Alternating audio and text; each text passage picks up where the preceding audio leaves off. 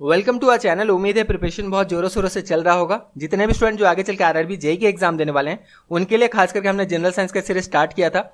बहुत अच्छा रिस्पांस रहा स्टूडेंट्स के साइड से। बहुत सारे स्टूडेंट ने वीडियो को लाइक करा, शेयर करा, उसके लिए बहुत बहुत धन्यवाद। इसके अलावा जनरल साइंस का ये जो सीरीज है ये एंड के और है, ये पार्ट 39 है। इसके बाद और एक पार्ट आने वाला है पार्ट 40, जिसके बाद पूरा ये जनरल साइंस का सीरीज कंप्लीट हो जाएगा। जितने भी स्टूडेंट जिन्होंने प्रीवियस वीडियो को नहीं देखा है, प्लेलिस्ट का लिंक डिस्क्रिप्शन बॉक्स में दिया गया है, जहां पर जाकर आप प्रीवियस सारे वीडियोस को बिल्कुल देख सकते हैं। देखिए जनरल साइंस का ये जो सीरीज है हमने क्यों स्टार्ट किया था, ताकि आप सीबीटी 1 में जो 30 क्वेश्चन बनने वाला जनरल साइंस है, यहाँ पे आप 30 आउट ऑफ 30 बिल्कुल ला सके, इसलिए जो है इसी को टारगेट में रखते हुए हमने स्टार्ट किया था जनरल साइंस का ये सीरीज। इसके अलावा सीबीटी 2 में जो 15 क्वेश्चन बनने वाला जनरल साइंस है, यहाँ भी आप 15 आउट ऑफ 15 स्कोर कर सके, बस इसी को हमने टारगेट लेते हुए जो है ये सीरीज स्टार्ट किया था।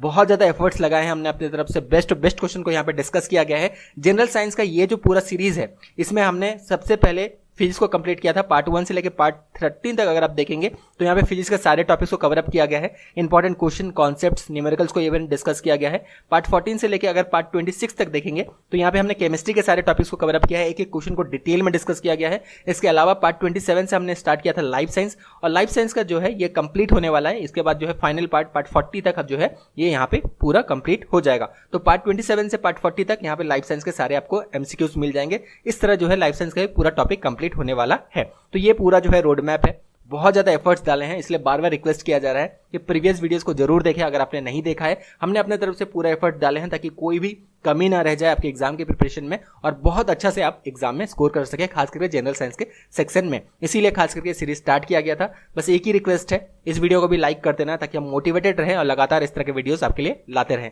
तो चलिए बिना टाइम वेस्ट करते हुए फाइनली इस वीडियो को स्टार्ट करते हैं। In plants the process of taking a permanent shape, size and function is called. तो उसका सही आंसर है ये option number 1, differentiation.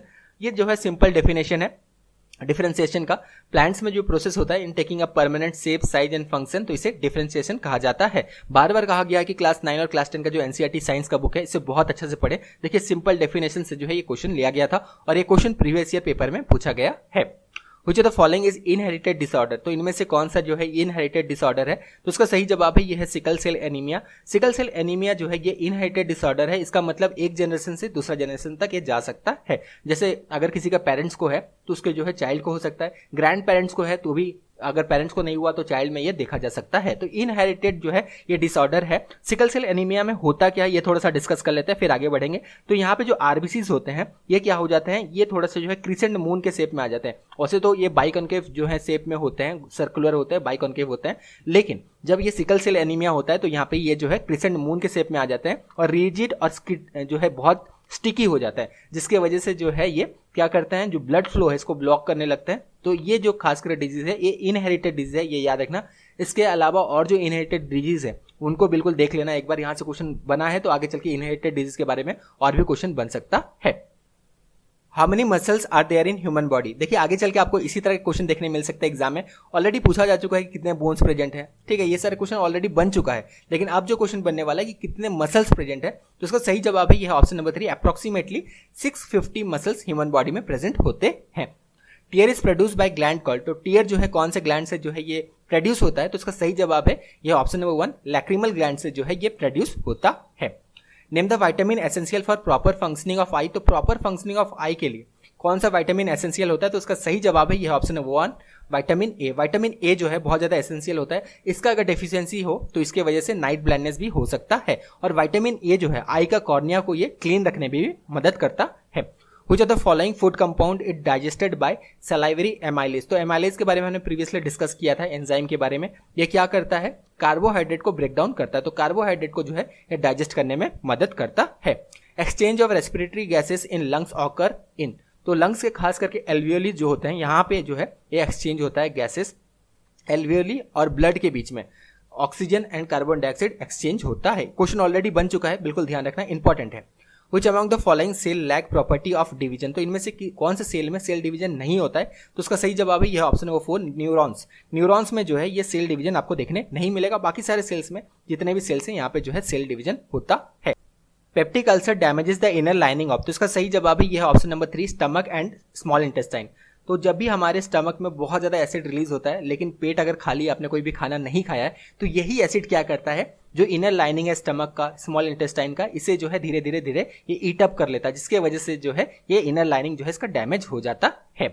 Which of the following plant cell shows totipotency. Again totipotency ये होता क्या है, इसको सबसे पहले डिस्कस करते हैं, उसके बाद इसका सही आंसर डिस्कस करेंगे। तो टोटीपोटेंसी जो होता है, it is the ability of cell that can generate the whole plant from single cell और टिश्यू बाय कंटिन्यूअस डिवीजन। तो ये होता है टोटीपोटेंसी, और ये खास करके कौन से सेल में देखा जाता है, तो ये जो है मेरिस्टेम्स में देखा जाता है। तो उसका सही जवाब है ये है option number 2, meristem. The contraction and expansion movement of walls of food pipe is called. तो इसे क्या कहा जाता है, तो इसके जो है पेरिस्टेल्टिक मूवमेंट कहा जाता है। तो automatic contraction and expansion movement जो होता है, इसके वजह से क्या होता है, जो भी हम खाना खाते हैं ये धीरे धीरे धीरे धीरे अंदर की ओर जो है ये पुश होता है। तो डाइजेस्टिव जो ट्रैक है, इसमें जो है खास करके ये कॉन्ट्रैक्शन और जो है एक्सपेंशन मूवमेंट जो है लगातार होते रहता है फूड पाइप का, ताकि जो खाना हम खाते हैं धीरे धीरे it can get pushes down, ताकि ये स्टमक तक पहुंच सके। तो इसे कौन सा मूवमेंट कहा जाता है, इसे जो है पेरिस्टेल्टिक मूवमेंट कहा जाता है। The breakdown of pyruvate to give carbon dioxide water and energy take place in. तो ये कहां पे होता है, ये माइटोकॉन्ड्रिया में होता है। सो option number 2 is correct. Circulatory fluid in human body other than blood. तो ब्लड देखिए एक सर्कुलेटरी फ्लूइड है जो हमारे पूरे बॉडी में जो है सर्कुलेट होता है। इसके अलावा और एक जो फ्लूइड है जो हमारे बॉडी में फ्लो होता है, ये होता है लिम्फ। बिल्कुल याद रखना, क्वेश्चन आगे चल के आपको एग्जाम में बिल्कुल देखने मिल सकता है। अब लिम्फ का फंक्शन क्या है, ये भी क्वेश्चन जो है बन सकता है। तो लिम्फ क्या करता है, ये हमारे जो सेल्स हैं, जितने भी सेल्स हैं, इनको इम्यूनिटी जो है, ये इम्यूनिटी प्रोवाइड करता है। सो ऑप्शन नंबर 3 इज करेक्ट। ये भी जो फ्लूइड है लिम्फ, ये भी हमारे बॉडी में सर्कुलेट होते रहता है। Tube which connects the kidney to urinary bladder. तो उसका सही जवाब है ये है ऑप्शन नंबर 4, यूरेटर। तो खास करके यहाँ पे पूछा गया कौन सा ट्यूब होता है, ये ट्यूब का नाम क्या होता है, यूरेटर जो है ट्यूब का नाम है, जो कि किडनी से यूरिनरी ब्लडर तक जो है ये कनेक्टेड रहता है। Which part of nephron allows selective reabsorption of useful substance like glucose, amino acid, salts and water into blood capillaries। तो इसका सही जवाब है ट्यूबल्स। बार बार ध्यान रखना, ये थोड़ा सा जो है टफ क्वेश्चन है। तो ट्यूबुल जो है ये नेफ्रॉन्स के पार्ट होते हैं, जो कि क्या करते हैं, selective reabsorption of useful substance like glucose, amino acid, salts हो गए, वाटर हो गए, इनटू ब्लड कैपिलरीज, इसमें ये मदद करते हैं। Which plant hormone promotes dormancy in seed and buds. तो इसका सही जवाब है एब्साइसिक एसिड। सारे ही प्लांट हार्मोन के बारे में डिस्कस किया गया है। ये पूरा जनरल साइंस का जो सीरीज है, इसमें सारे ही प्लांट हार्मोन के बारे में हमने डिटेल में डिस्कस किया है। तो फाइनली एब्साइसिक एसिड जो है, ये भी आप बिल्कुल नोट डाउन कर सकते हैं। ये जो प्लांट हार्मोन होता है, खास करके ये डॉर्मेसी इन सीड एंड बर्ड्स में ये मदद करता है। सिल्वर नाइट्रेट का जो सॉल्यूशन है, इसे किसका स्टडी करने के लिए काम में लिया जाता है, ये क्वेश्चन यही है कि silver nitrate solution is used to study. तो गोल्गी एपरेटस, याद रखना, गोल्गी एपरेटस का स्टडी करने के लिए खास करके सिल्वर नाइट्रेट का जो है सॉल्यूशन यूज किया जाता है। Any change in the environment to which organism respond is called. तो इसे स्टिमुलस कहा जाता है। Option number 1 is correct. For example, मान लीजिए एनवायरमेंट में बहुत ज्यादा पोल्यूशन है और इसके अकॉर्डिंगली अगर ऑर्गेनिज्म बिहेव कर रहे हैं, तो इसे जो है स्टिमुलस कहा जाता है। The longest fibre on the cell body of neuron is called. तो यहाँ पे दो तरह क्वेश्चन बनते हैं। Longest fibre on the cell body of neuron, तो इसे जो है एक्सॉन कहा जाता है। और यहाँ पे अगर क्वेश्चन बने कि shortest fibre on the cell body of neurons, तो इसे जो है डेंड्राइट्स कहा जाता है। आप सभी को पता है, न्यूरॉन्स के बारे में जरूर आपको पढ़ना, अगर पता नहीं है एक्सॉन्स और डेंड्राइट्स के बारे में जरूर पढ़ लेना। लॉन्गेस्ट फाइबर जो सेल बॉडी ऑफ न्यूरॉन्स में प्रेजेंट होते हैं, ये एक्सॉन्स होते हैं, और शॉर्टेस्ट अगर पूछा जाए तो ये डेंड्राइट्स होते हैं। इस तरह क्वेश्चन ऑलरेडी रेलवे में बन चुके हैं। आगे चल के रेलवे के पेपर में आपको और भी क्वेश्चन इस तरह के देखने बिल्कुल मिल सकते हैं। Which nerve transmit impulse from the central nervous system towards the muscle cell?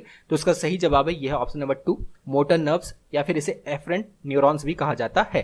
तो खास करके वो नर्व्स जो कि सेंट्रल नर्वस सिस्टम से जो है ये यहाँ इम्पल्स ट्रांसमिट करते हैं टू मसल सेल, तो ये जो है मोटर नर्व्स होते हैं, या फिर इन्हें जो है एफरेंट न्यूरॉन्स भी कहा जाता है। Breathing is controlled by which part of the brain. तो ब्रीदिंग जो है, इसे जो है कौन कंट्रोल करता है, तो इसे जो है मेडुला ऑब्लंगाटा जो है ये इसे कंट्रोल करता है। तो जो हम सांस लेते हैं, ब्रीदिंग जो है, इसे खास करके याद रखना, मेडुला ऑब्लंगाटा इसे जो है कंट्रोल करता है। Bryophyllum can be propagated vegetatively by. तो वेजिटेटिवली जो है ब्रायोफाइलम में अगर खास करके देखिए, इनके पत्तों में छोटे छोटे बर्ड्स प्रेजेंट होते हैं। जैसे ये पत्ते झड़ के गिर जाते हैं, तो इन्हीं बर्ड से जो है फिर नया जो है एक प्लांट ग्रो करता है। तो ये जो है किस तरह होते हैं, लीव्स, ठीक है। तो ब्रायोफाइलम का ये याद रखना, इनके लीव्स में जो है छोटे छोटे बर्ड्स प्रेजेंट होते हैं। जैसे ये पत्ते झड़ के गिरते हैं, वहां से फिर जो है एक नया जो है ये प्लांट ग्रो हो जाता है। The period of pregnancy is called. तो पीरियड ऑफ प्रेगनेंसी जो है, इसे क्या कहा जाता है, इसे जेस्टेशन पीरियड कहा जाता है। अगेन ये भी क्वेश्चन बन सकता है, जेस्टेशन पीरियड जो है कितने वीक्स का होता है, तो ये 32 से लेके सॉरी 38 से लेके 42, यहाँ पे बिल्कुल नोट डाउन कर लेना, रियली सॉरी, 38 से लेके 42 वीक्स, ठीक है। तो जेस्टेशन पीरियड जो होता है ये 38 से लेके 42 वीक्स का ये होता है, इतना इसका ड्यूरेशन होता है। तो पीरियड ऑफ प्रेगनेंसी जो है इसे जेस्टेशन पीरियड कहा जाता है। The embryo in human get nutrition from the mother's blood with the help of special tissue. तो इस टिश्यू का नाम क्या है, इसे प्लेसेंटा कहा जाता है। आसान सा क्वेश्चन है ये, बार बार ये क्वेश्चन को हमने पहले भी रिपीट किया है। उम्बिकल कॉर्ड के बारे में भी जब हमने डिस्कस किया था तो वहां पे भी इन सारी चीजों को डिस्कस किया गया है। Which cell organelle play a crucial role in detoxifying many poisons and drugs in cell। तो इनमें से कौन सा सेल ऑर्गेनल्स जो है, सेल ऑर्गेनल्स जितने भी हैं सारे जरूर पढ़ के जाना, कुछ नहीं यहाँ से बनते हैं। तो ये जो है क्रूशियल रोल प्ले करता है in detoxifying the poisons and drugs in cell. तो इसका सही जवाब है यह option number 3, smooth endoplasmic reticulum. तो यहाँ पे अब इतना ही सिंपल याद रखना, एंडोप्लास्टिक जो रेक्टिकुलम होता है ये खास करके क्रूशियल रोल प्ले करता है in detoxifying poison and drugs in the cell. इसके अलावा अगर ज्यादा डिटेल में याद रखना है तो स्मूथ एंडोप्लास्टिक रेक्टिकुलम आप याद रख सकते हैं। The only cell organelle seen in the prokaryotic cell. तो प्रोकैरियोटिक सेल्स में आपको पता है, यहाँ पे हमने पहले डिस्कस किया था कि इसमें न्यूक्लियस प्रेजेंट नहीं होता है। तो प्रोकैरियोटिक सेल में जो सेल ऑर्गेनल्स प्रेजेंट होता है ये राइबोसोम जो है ये प्रेजेंट होता है। सो ऑप्शन नंबर 2 इज करेक्ट। बिल्कुल यहाँ पे ध्यान रखना, ये क्वेश्चन आगे भी आपको चल के देखने मिल सकता है। ये क्वेश्चन शायद अभी तक नहीं बना है लेकिन आगे चल के बिल्कुल आपको एग्जाम में देखने मिल सकता है। Which is not function of epidermis. तो एपिडर्मिस का इनमें से कौन सा फंक्शन नहीं है। सबसे पहले एपिडर्मिस के बारे में जान लेते हैं, एपिडर्मिस होता क्या है। तो outer most part of the जो प्लांट होता है इसे जो है एपिडर्मिस जो है कहा जाता है। और ये जो है खास करके प्लांट को प्रोटेक्शन प्रोवाइड करता है from the unfavourable environment condition. Gases exchange भी यहीं से होता है, एपिडर्मिस से होता है जो गैसेस एक्सचेंज होते हैं प्लांट में। इसके अलावा ट्रांसपीरेशन, जहाँ से हमने ट्रांसपीरेशन के बारे में भी डिस्कस किया था इससे पहले कि वाटर वेपर के फॉर्म में जो है ये वाटर जब लॉस होता है प्लांट से तो इसे ट्रांसपीरेशन कहते हैं। तो एपिडर्मिस से ये सारे चीज होते हैं लेकिन कंडक्शन ऑफ वाटर जो है यहाँ से नहीं होता है। तो ऑप्शन नंबर 3 इज करेक्ट। तो इसी तरह जो है बिल्कुल आपको ध्यान रखना है एपिडर्मिस क्या होता है, ये सबसे पहले आपको याद रखना है। Outer most layer of plant जो है ये होते हैं। तो ये सारे चीज होते हैं और कंडक्शन ऑफ वाटर जो है ये एपिडर्मिस में नहीं होता है। Bone matrix is rich in. तो बोन मैट्रिक्स सबसे पहले ये अगेन यहाँ पे डिस्कस कर लेते हैं कि बोन मैट्रिक्स जो है ये होते क्या है। बोन मैट्रिक्स जो है ये इंटरसेलुलर सब्सटेंस होते हैं जो कि बोन के अंदर होते हैं, ठीक है। That form most of the masses. तो बोन का अगर हम मास देखें तो मोस्ट ऑफ द मासेस जो है बोन का ये बोन मैट्रिक्स के वजह से होते हैं। इंटरसेलुलर अगर हम डिस्कस करें यहाँ पे ज़्यादा डिटेल में, इंटरसेलुलर सब्सटेंस होते हैं जो कि बोन के अंदर प्रेजेंट होते हैं। तो बोन मैट्रिक्स खास करके कैल्शियम और फॉस्फोरस से जो है ये बने हुए होते हैं। So option number 2 is correct. In desert the rate of water loss get reduce due to the presence of. तो उसका सही जवाब है क्यूटिकल्स। क्यूटिकल्स के वजह से जो है ये होते हैं। अगेन क्यूटिकल्स जो है ये क्या होते हैं, तो epidermis of the desert plant में जो है डेंस लेयर ऑफ क्यूटिकल्स जो है प्रेजेंट होते हैं। तो क्यूटिकल्स जो होते हैं ये वैक्सी कोटिंग प्रेजेंट होता है लीव्स में और खास करके प्लांट्स के जो एरियल पार्ट है ताकि वाटर लॉस कम हो, ट्रांसपिरेशन कम हो। क्योंकि देखिए डेजर्ट वाले जो जगह होते हैं यहाँ पे ऑब्वियसली बहुत ज़्यादा रेट होगा यहाँ पे ट्रांसपिरेशन का, जिसमें बहुत ज़्यादा वाटर लॉस हो सकता है। इसीलिए जो है इसके ऊपर एक वैक्सी लेयर होता है प्लांट्स के लिप्स के ऊपर में, देख लीजिएगा aerial part of the plant जो है इनके स्टेम्स वगैरह में, इसमें सब में जो है ये वैक्सी लेयर होता है, इसे क्यूटिकल कहा जाता है जो कि वाटर लॉस से बचाता है। तो बहुत सारे क्वेश्चंस को यहाँ भी हमने डिस्कस किया। उम्मीद है वीडियो बहुत ज़्यादा पसंद आया होगा, लेकिन एक ही रिक्वेस्ट है कि प्रीवियस पार्ट्स को जरूर देखना। बहुत ज़्यादा एफर्ट्स हमने लगाए हैं यहाँ पे। Thank you, all the best.